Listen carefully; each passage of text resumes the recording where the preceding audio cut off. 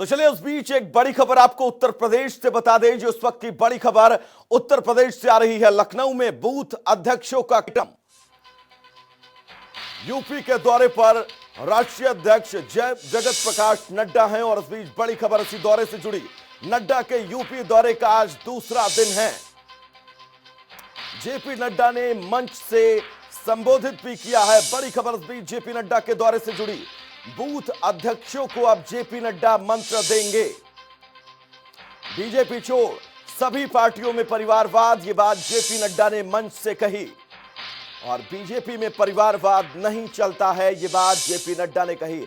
तो कई मायनों में अब यह बैठक बेहद अहम हो जाती है उत्तर प्रदेश की राजनीति के लिहाज से, क्योंकि इलेक्शन से ठीक पहले 2022 में इलेक्शन, उससे पहले जेपी नड्डा का 2 दिवसीय दौरा बेहद महत्वपूर्ण उत्तर प्रदेश के अंदर भारतीय जनता पार्टी के लिए। और यूपी के दौरे का दूसरा दिन, जेपी नड्डा के दौरे का दूसरा दिन है, आपको बता दें। और इस दौरान बूथ अध्यक्षों से बातचीत जेपी नड्डा की, मंच से संबोधित किया। तमाम पार्टियों पर जेपी नड्डा ने हमला भी बोला। जेपी नड्डा ने साफ तौर पर यह कहा कि कुछ ऐसी पार्टियां हैं जिनमें परिवारवाद चलता है, कुछ ऐसी पार्टियां हैं जिनमें लगातार जनता के शोषण की बात की जाती है, लेकिन बीजेपी में किसी भी तरह से परिवारवाद को जगह नहीं दी जाती है। कांग्रेस पार्टी का जिक्र किया और कहा कि कांग्रेस में वंशवाद चलता है। बड़ा हमला बीजेपी के राष्ट्रीय अध्यक्ष जेपी नड्डा ने अपने यूपी के दौरे के दौरान कांग्रेस पर बोला है। लखनऊ में बूथ अध्यक्षों के कार्यक्रमों का सिलसिला जारी है। तो जेपी नड्डा का 2 दिवसीय यह दौरा बहुत कुछ कहता है उत्तर प्रदेश में राजनीतिक लिहाज से। आज दूसरा दिन है जेपी नड्डा के इस दौरे का।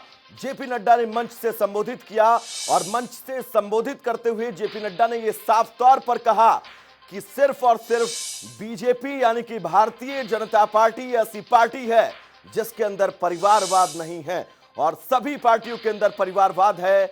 कांग्रेस पार्टी का जिक्र उन्होंने किया और हमला बोलते हुए कांग्रेस पार्टी पर कहा मंच से कि कांग्रेस के अंदर वंशवाद है। तो बड़ी खबर उस बीच उत्तर प्रदेश से जुड़ी, क्योंकि जगत प्रकाश नड्डा जो राष्ट्रीय अध्यक्ष हैं भारतीय जनता पार्टी के, 2 दिवसीय दौरे पर हैं लखनऊ के। और उस बीच यूपी के दौरे का दूसरा दिन है जेपी नड्डा का। तो नड्डा के यूपी के दौरे का दूसरा दिन, बड़ी खबर उस बीच यही। तो जेपी नड्डा के दौरे से जुड़ी एक एक खबर जनता टीवी सबसे पहले आप तक पूरी जिम्मेदारी के साथ पहुंचा रहा है। और इस बीच जेपी नड्डा ने बूथ अध्यक्षों को मंत्र दिए हैं, हमला बोला है तमाम राजनीतिक पार्टियों पर। कहा है कि बीजेपी को छोड़कर सभी पार्टियों में परिवारवाद है, सिर्फ बीजेपी में परिवारवाद को कोई जगह नहीं है। साथ ही कांग्रेस पार्टी पर बड़ा हमला जेपी नड्डा ने बोला और कहा कि कांग्रेस में वंशवाद को जगह दी जा सकती है। और एक बड़ी बात बोली है उन्होंने, कहा कि बीजेपी के अंदर कोई भी मंत्री बन सकता है। चलिए सीधा चलेंगे अपने सहयोगी संजीव कपासिया के पास, जो राजधानी लखनऊ से हमारे साथ सीधा जुड़े हुए हैं। संजीव, जेपी नड्डा के दौरे का दूसरा दिन राजनीतिक लिहाज से भी भारतीय जनता पार्टी के लिए बहुत अहम है। दूसरे दिन क्या कुछ अपडेट्स हैं इस दौरे से जुड़े, सबसे पहले आप बताएं संजीव। जी, भारतीय जनता पार्टी के राष्ट्रीय अध्यक्ष जेपी नड्डा के लखनऊ दिवसीय दूसरा दिन है आज।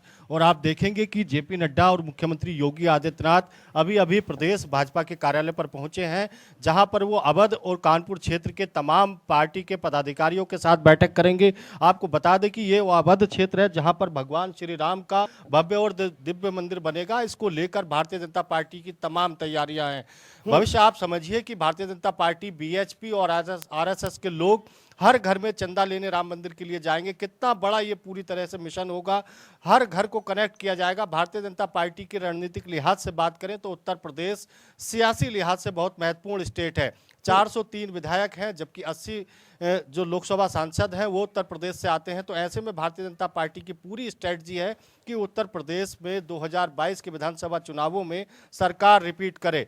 जी। आप समझिए कि उत्तर प्रदेश से ही प्रधानमंत्री मोदी बनारस सीट से सांसद हैं, तो कहीं ना कहीं पूरा फोकस भारतीय जनता पार्टी का उत्तर प्रदेश को लेकर है और पूरी तरीके से क्षेत्रों को लेकर, सामाजिक समीकरण को लेकर जेपी नड्डा बात करेंगे, जीत का मंत्र देंगे भारतीय जनता पार्टी के तमाम संगठन और सरकार को। कल उन्होंने पहले सरकार के लोगों से बात की, तमाम मंत्रियों के साथ बैठक की, उसके बाद जो पार्टी का संगठन है उत्तर प्रदेश का उसके साथ बैठक की। लगातार जो पेच कसने का काम किया गया सरकार और संगठन का, जिस तरीके से ब्यूरोक्रेसी को हावी बताया जाता था उत्तर प्रदेश में विपक्ष के तमाम राजनीतिक दलों द्वारा, उसको कहीं ना कहीं सामंजस्य बिठाने की कोशिश की गई है।